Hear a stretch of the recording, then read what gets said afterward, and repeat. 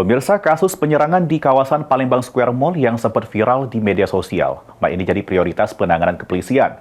Polres Palembang memastikan penyelidikan terus dilakukan karena peristiwa tersebut dinilai berpotensi menimbulkan konflik sama ganggu rasa aman masyarakat.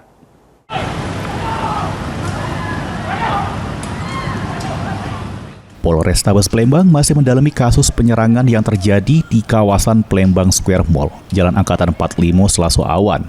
Kapolres Palembang, Kombes Pol Sony Maharbudi nyebutke, penyelidikan dilakukan secara intensif dengan melibatkan berbagai unsur kepolisian.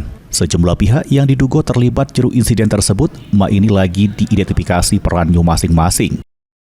Juru pengembangan kasus, Polres Palembang juga bekerja sama dengan Ditkrim Polda Sumsel guna mempercepat pengungkapan.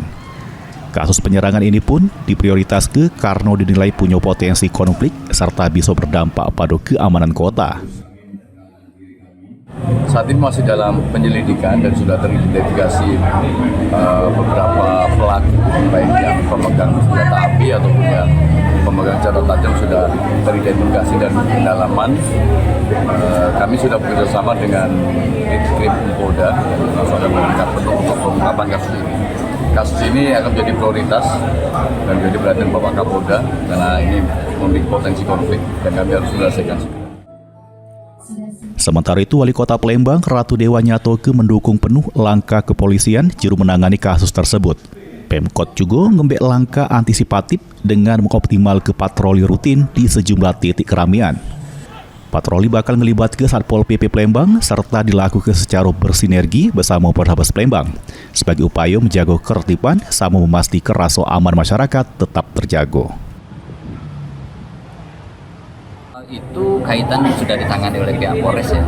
Kita tunggu saja hasilnya dari pihak Polres. Dan bagaimana Pemkot menjaga atau menjamin keamanan ruang publik, Pak Wali? Kalau kaitan itu tentunya kita mengintensifkan. Tadi juga saya sudah bincang-bincang, kita cari dulu pola dan formulanya seperti apa dengan pihak Polrestabes. Tetapi kalau di internal di pemerintah kota tentunya kita akan optimalkan patroli rutin termasuk dari peran ODP dan akan bersinergi dengan pihak Polres.